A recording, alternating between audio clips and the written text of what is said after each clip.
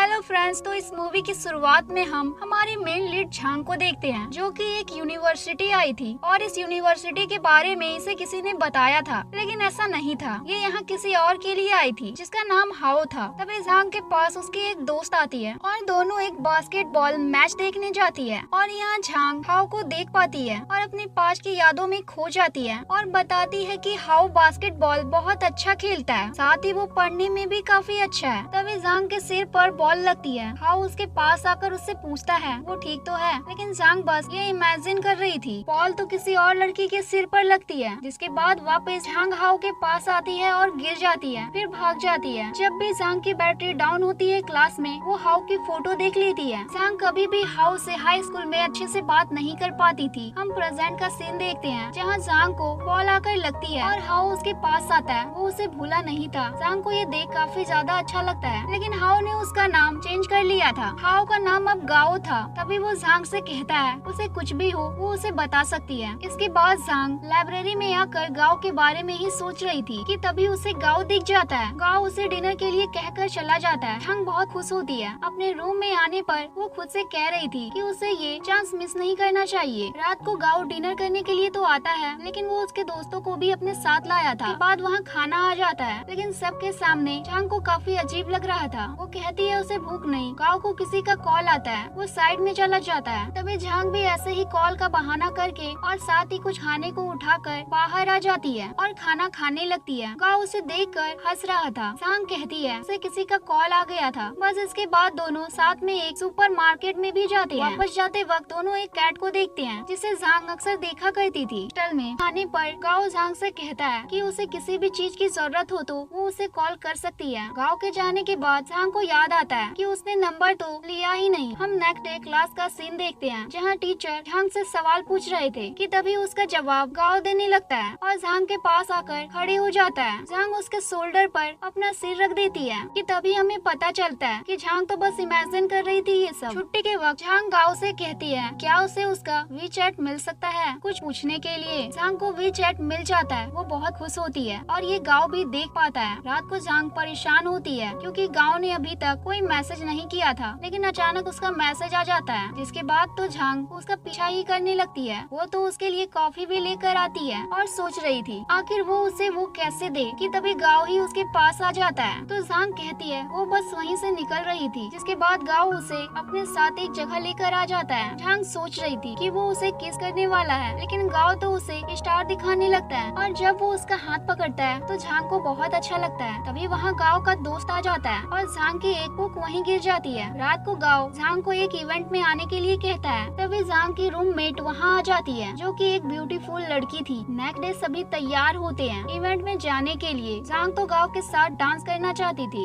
यहाँ झांग को शक होता है कि उसकी रूममेट का गाओ के साथ कुछ चल तो नहीं रहा, जिसके बाद वो दोनों को एक साथ भी देखती है। ये देख उसे बिल्कुल अच्छा नहीं लग रहा था कि तभी वहाँ गाओ का दोस्त झांग के पास आ जाता है, जो झांग की रूममेट को पसंद करने लगा था। अब दोनों मिलकर उन पर नजर रखते हैं, लेकिन जब गाओ का दोस्त उनकी फोटो कैप्चर करता है तो वो दोनों ही पकड़े जाते हैं। गाओ के पूछने पर झांग कहती है वो तो बस जुआन चेन के साथ आई थी, वो लियू युवान को पसंद करता है। इसके बाद गाओ उसे लेकर एक कार के पास आ जाता है। तभी झांग लोगों के देखने से एम्बैरस हो रही थी। गाओ उससे पूछता है तो झांग कहती है वो बहुत पॉपुलर है और वो नहीं है, इसलिए वो नहीं चाहती लोग उनके बारे में कुछ गलत बात करे। जिसके बाद झांग इमेजिन करती है वो प्रॉम में गाओ के साथ डांस कर रही है। इसके साथ ही झांग काफी ज्यादा डाइटिंग और एक्सरसाइज भी करती है ताकि वो और ज्यादा फिट दिख सके प्रॉम में। गाओ झांग को प्रॉम में जल्दी आने को कहता है। झांग रेडी होती है और पहले लाइब्रेरी आकर उसकी बुक देती है, लेकिन एक बुक कम हो रही थी और वो आज ही चाहिए थी। तभी झांग को याद आता है कि वो बुक कहाँ है। उस जगह आकर बुक ले लेती है, लेकिन तभी उस जगह का गार्ड वहाँ का गेट बंद करके चला जाता है। साथ जब ये बात झांग को पता चलती है, वो गाओ को कॉल मैसेज करती है, लेकिन गाओ का फोन दूर रखा था। झांग उदास होकर बैठ जाती है। गाओ का फोन देखता है तो वो उस जगह आ जाता है। साथ ही वो झांग को उसके साथ डांस करने को भी कहता है। दोनों डांस करते हैं जो प्रॉम में करना चाहते थे। नेक्स्ट डे क्लास में गाओ झांग के पास आकर बैठ जाता है, जिसकी झांग को उम्मीद तो नहीं थी। टीचर आकर आर्ट के लिए उनका ग्रुप चुनने को कहते हैं। गाओ तुरंत ही झांग से उसके ग्रुप में आने को कहता है। झांग को अच्छा लगता है। इस साल उन्हें 1 मिनट का ब्लॉग बनाना था नेचर का, लेकिन झांग तो नेचर के साथ साथ गाओ की भी फोटो क्लिक कर लेती है। उसके बाद दोनों खाने के लिए कुछ चीजें निकालते हैं, लेकिन तभी वहाँ बारिश आ जाती है। दोनों साइड में आ जाते हैं। गाओ उसका कोट झांग के ऊपर डाल देता है, जिसके बाद वहाँ रोमांटिक माहौल बन ही रहा था कि तभी वहाँ बारिश ही रुक जाती है। इसके बाद झांग अपनी एक दोस्त से कुछ हेल्प मांगती है और हम झांग और गाओ का एक वीडियो शूट होता हुआ देखते हैं। जब झांग बाईसाइकिल पर गाओ को नहीं पकड़ रही थी तो गाओ खुद ही उसका हाथ सही से रखवा देता है, जिसके बाद दोनों साथ में पियानो भी प्ले करते हैं। लेकिन तभी वहाँ युवान आ जाती है और वो झांग को वहाँ से उतार देती है, जो गाओ को अच्छा तो नहीं लगता, लेकिन वो अभी कुछ कहता भी नहीं। लेकिन जब झांग दूसरा काम कर रही थी तो गाओ को अच्छा नहीं लगता। वो कह देता है उसे वीडियो शूट नहीं करना। युवान के जाते ही गाओ वापस से झांग के साथ वीडियो शूट करने के लिए मान जाता है। नेक्स्ट डे हम झांग, गाओ, युवान और जुआन चेन को बाहर आया हुआ देखते हैं, जहाँ जुआन तो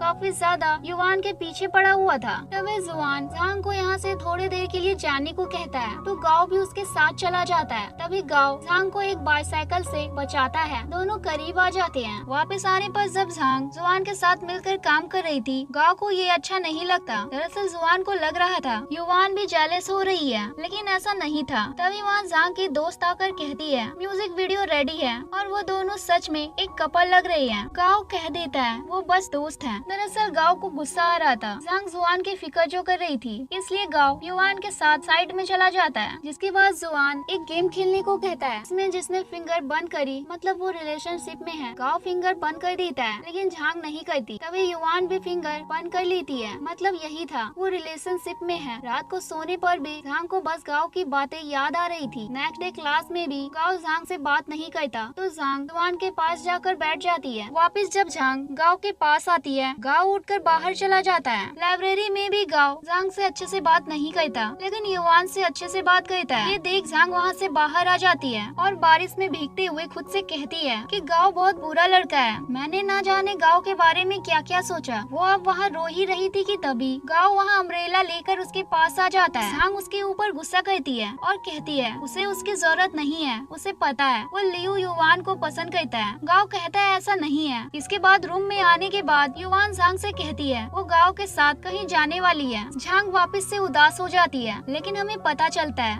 अम्ब्रेला गाओ को युवान ने ही दिया था। झांग गाओ के पास आती है और वो कैसे तो गाओ को उसके साथ लेकर जाना चाहती थी ताकि युवान उसे उसके साथ ना ले जा सके। दोनों लाइब्रेरी आ जाते हैं। लाइब्रेरी में झांग युवान को देखती है तो गाओ से कहती है उन्हें पार्क चलना चाहिए। जल्दी से वो गाओ को पार्क ले आती है। इतना कम नहीं था कि झांग तो गाओ को साथ में केक बनाने को भी ले आती है, जहाँ दोनों बहुत करीब आ जाते हैं। जब रात को दोनों वापस से हॉस्टल आते हैं तो युवान गाओ को अकेले में बात करने को कहती है। युवान गाओ से कहती है वो अब भी उससे प्यार करती है। तभी झांग गिर जाती है और गाओ उसे उठाकर डॉक्टर के पास ले आता है। रात ज्यादा होने के कारण दोनों हॉस्टल नहीं जा सकते थे, इसलिए होटल आ जाते हैं। रात को गाओ बार बार झांग के ऊपर ब्लैंकेट डालता है, लेकिन वो हटा देती है। जब मॉर्निंग झांग की आंख खुलती है तो गाओ उसके साइड में सो रहा था और गाओ उसे किस कर लेता है, लेकिन ये बस झांग की इमेजिनेशन थी। यूनिवर्सिटी आने पर भी गाओ झांग की काफी ज्यादा केयर करता है, उसके लिए लंच भी लाता है। गाओ झांग को पढ़ाता भी है और झांग पढ़कर सो ही जाती है। रात को दोनों एक रेस्टोरेंट में भी आते हैं। घर आने पर झांग तो गाओ के ही ख्यालों में खोई हुई थी। नेक्स्ट डे गाओ झांग को साथ में कुछ कपड़े खरीदने को चलने को कहता है। जब दोनों बस से जा रहे थे तो झांग कुछ सुन रही थी, इसलिए गाओ उसके पास आ जाता है और थोड़ी देर में वहीं सो जाता है। फिर दोनों शॉप पर पहुंच जाते हैं, जहां गाओ के लिए झांग तो वहीं झांग के लिए गाओ एक केक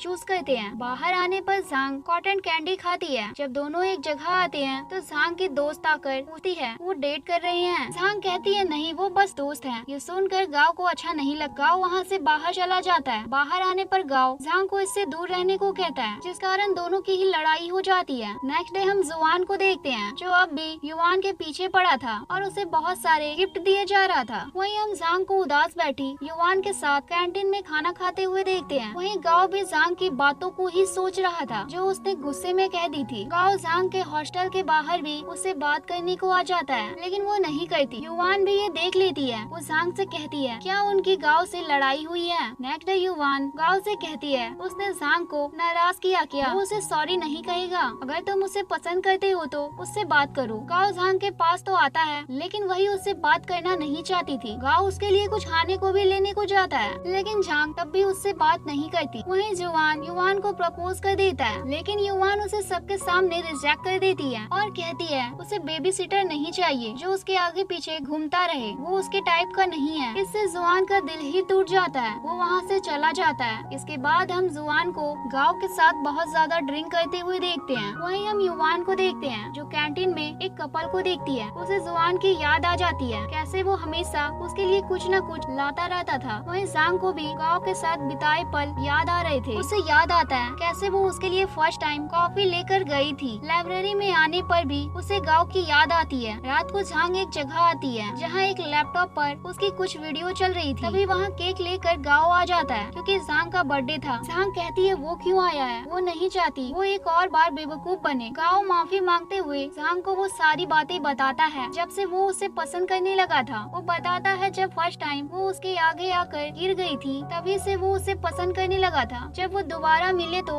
उसे बहुत अच्छा लगा था। ये जानकर जांग रोते रोते मुस्कुराने लगती है। जांग बर्थडे गिफ्ट के लिए कहती है तो गाँव उसे किस कर लेता है और हमें पास के सभी पल दिखाए जाते हैं जहाँ दोनों एक साथ खुश थे। फर्स्ट सेमेस्टर के खत्म होते ही सभी अपने घर जा रहे थे। युवान के साथ जुआन चला जाता है और अब युवान उससे गुस्सा नहीं थी। इसके बाद हम चारों को एक साथ देखते हैं। जुआन कहता है प्यार बस ईमानदारी नहीं है, प्यार एक दूसरे के बारे में जानने का एक जरिया है। युवान कहती है प्यार लंबे समय तक खुशी से रहने का एक जरिया है। गाँव कहता है कि मुझे उम्मीद है झांग मुझे समझेगी। झांग कहती है स्टडी और प्यार दोनों ही जरूरी है। और इसी के साथ ये मूवी यहाँ खत्म हो जाती है।